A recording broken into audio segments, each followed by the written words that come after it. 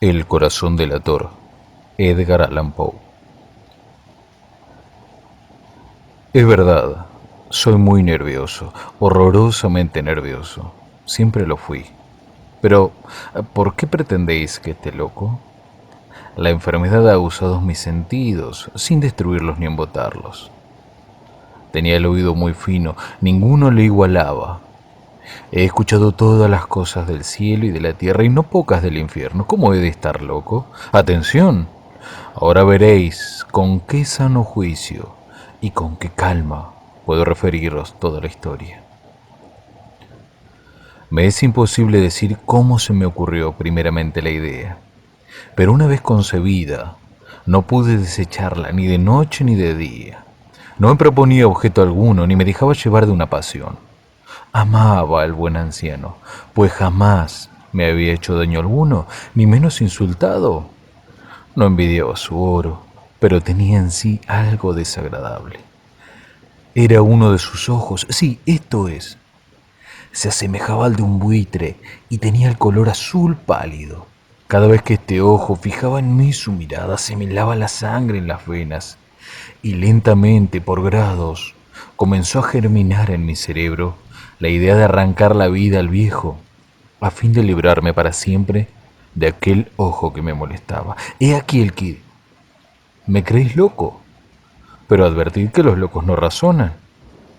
Si hubieras visto con qué buen juicio procedí, con qué tacto y previsión, y con qué disimulo puse manos a la obra. Nunca había sido tan amable con el viejo como durante la semana que precedió al asesinato. Todas las noches, a eso de las 12, levantaba el picaporte de la puerta y la abría, pero qué suavemente. Y cuando quedaba bastante espacio para pasar la cabeza, introducía una linterna sorda, bien cerrada, para que no filtrase ninguna luz y alargaba el cuello. Oh, os hubierais reído al ver con qué cuidado procedía. Movía lentamente la cabeza, muy poco a poco, para no perturbar el sueño del viejo, y necesitaba al menos una hora para adelantarla lo suficiente, a fin de ver al hombre echado en su cama. Ah, un loco no habría sido tan prudente. Y cuando mi cabeza estaba dentro de la habitación, levantaba la linterna con sumo cuidado. ¡Oh! ¿Con qué cuidado? ¿Con qué cuidado? Porque la charnela rechinaba. No la abría más de lo suficiente para que un imperceptible rayo de luz iluminase el ojo de buitre. Hice esto durante 7 largas noches, hasta las 12. Pero siempre encontré el ojo cerrado y por consiguiente me fue imposible consumar mi obra, porque no era el viejo lo que me incomodaba, sino su maldito ojo.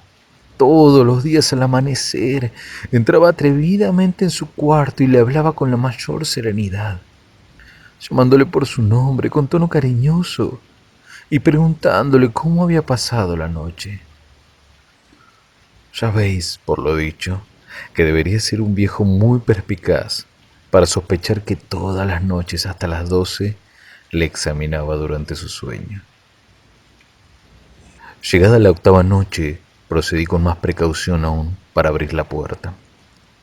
La aguja de un reloj se hubiera movido más rápidamente que mi mano. Mis facultades y mi sagacidad estaban más desarrolladas que nunca y apenas podía reprimir la emoción de mi triunfo. Pensar que estaba allí, abriendo la puerta poco a poco y que él no podía ni siquiera soñar en mis actos. Esta idea me hizo reír y tal vez el durmiente escuchó mi ligera carcajada, pues se movió de pronto en su lecho, como si se despertase. Tal vez creeréis que me retiré. Nada de eso. Su habitación estaba negra como un pez.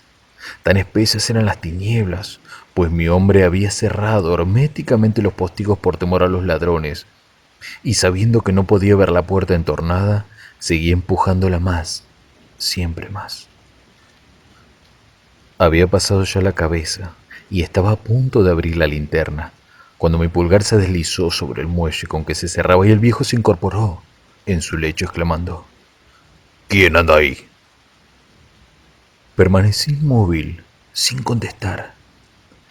Durante una hora me mantuve como petrificado, Y en todo este tiempo no le vi echarse de nuevo.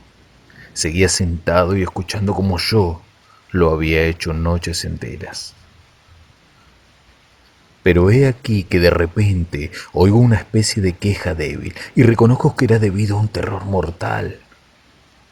No era de dolor ni de pena, oh no, era el ruido sordo y ahogado que se eleva del fondo de un alma poseída por el espanto.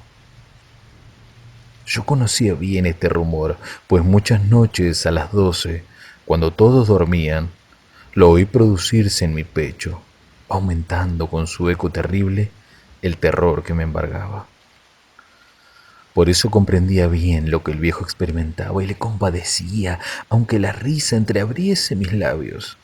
No se me ocultaba que se había mantenido despierto desde el primer ruido cuando se revolvió en el lecho. Sus temores se acrecentaron y sin duda quiso persuadirse que no había causa para ello, mas no pudo conseguirlo. Sin duda pensó, "Eh, eso no será más que el viento de la chimenea o de un ratón que corre, o algún grillo que canta". El hombre se esforzó para confirmarse en estas hipótesis, pero todo fue inútil.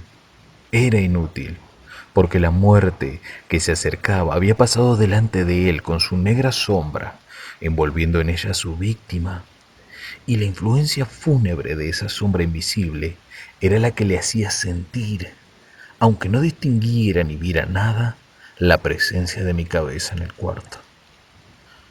Después de esperar largo tiempo, con mucha paciencia, sin oírle echarse de nuevo, resolví entreabrir un poco la linterna, pero tan poco, que casi no era nada. La abrí tan cautelosamente que más no podía ser, hasta que al fin un solo rayo pálido, como un hilo de araña saliendo de la abertura, se proyectó en el ojo de buitre. Estaba abierto, muy abierto, y no me enfurecí apenas le miré. Le vi con la mayor claridad, todo entero, con su color azul opaco y cubierto, con una especie de velo hediondo que heló mi sangre hasta la médula de los huesos. Pero esto era lo único que veía de la cara o de la persona del anciano, pues había dirigido el rayo de luz como por instinto hacia el maldito ojo. ¿No os he dicho ya que lo que tomabais por locura no es sino un refinamiento de los sentidos? En aquel momento, un ruido sordo, ahogado y frecuente, semejante al que produce un reloj envuelto en algodón, hirió mis oídos. Aquel rumor, lo reconocí al punto, era el latido del corazón del anciano, y aumentó mi cólera, así como el redoble del tambor sobreexcita el valor del soldado. Pero me contuve y permanecí inmóvil, sin respirar apenas, y esforzándome en iluminar el ojo con el rayo de luz. Al mismo tiempo, el corazón latía con mayor violencia, cada vez más precipitadamente y con más ruido. El terror del anciano debía ser indecible, pues aquel latido se producía con redoblada fuerza cada minuto. ¿Me escucháis atentos?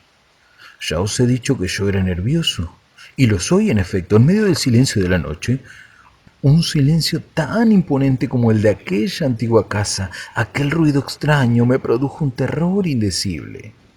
Por espacio de algunos minutos me contuve aún, permaneciendo tranquilo. Pero el latido subía de punto a cada instante, hasta que creí que el corazón iba a estallar y de pronto me sobrecogió una nueva angustia. Algún vecino podría oír el rumor. Había llegado la última hora del viejo.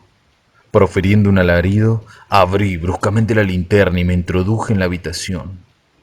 El buen hombre solo dejó escapar un grito, solo uno. En un instante le arrojé en el suelo, reí de contento al ver mi tarea tan adelantada, aunque esta vez ya no me atormentaba pues no se podía oír a través de la pared. Al fin cesó la palpitación, porque el viejo había muerto. Levanté las ropas y examiné el cadáver. Estaba rígido, completamente rígido. Apoyé mi mano sobre el corazón y la tuve aplicada algunos minutos.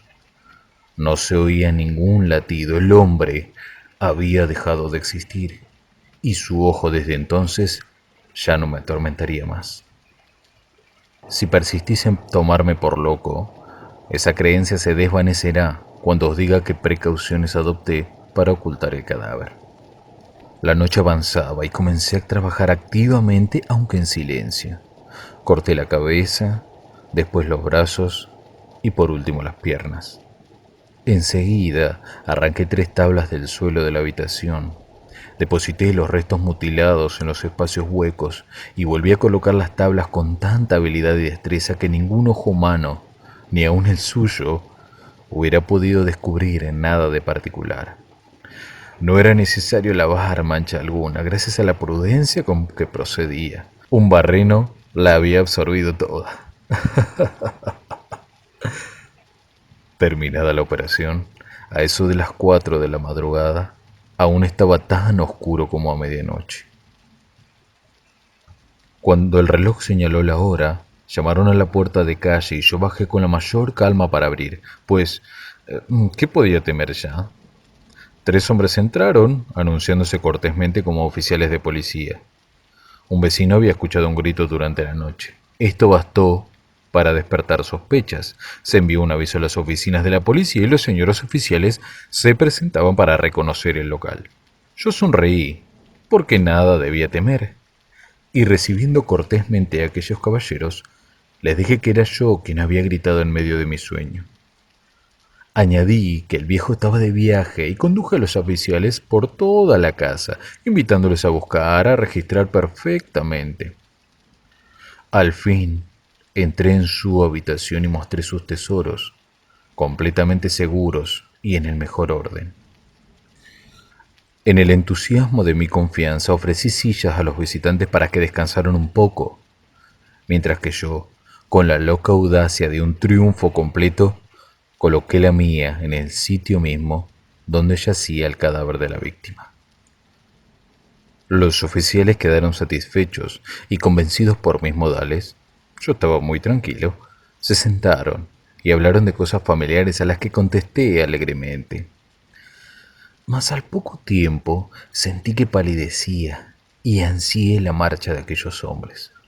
Me dolía la cabeza, me parecía que mis oídos zumbaban, pero los oficiales continuaban sentados, hablando sin cesar. El zumbido se pronunció más, persistiendo con mayor fuerza. Me puse a charlar sin tregua para librarme de aquella sensación, pero todo fue inútil y al fin descubrí que el rumor no se producía en mis oídos. Sin duda, palidecí entonces mucho, pero hablaba todavía con más viveza, alzando la voz, lo cual no impedía que el sonido fuera en aumento. ¿Qué podía hacer yo? Era un rumor sordo, ahogado, frecuente, muy análogo al que produciría un reloj envuelto en algodón. Respiré fatigosamente. Los oficiales no oían aún, entonces hablé más aprisa, con mayor vehemencia, pero el ruido aumentaba sin cesar. Me levanté y comencé a discutir sobre varias nimiedades, en un diapasón muy alto y gesticulando vivamente. Mas el ruido crecía. ¿Por qué no querían irse aquellos hombres? Aparentando que me exasperaban sus observaciones, di varias vueltas de un lado a otro de la habitación. Mas el rumor iba en aumento. Dios mío, ¿qué podía hacer? La cólera me cegaba, comencé a renegar. Agité la silla donde me había sentado, haciéndola rechinar sobre el suelo, pero el ruido dominaba siempre, de una manera muy marcada.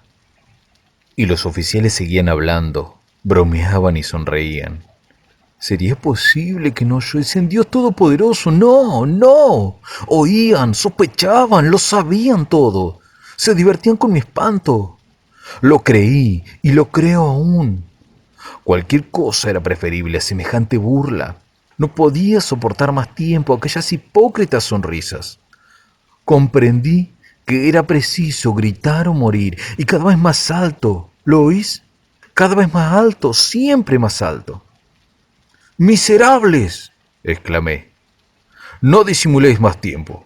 Confieso el crimen. Arrancad esas tablas. Ahí está. Ahí está. Es el latido de su espantoso corazón.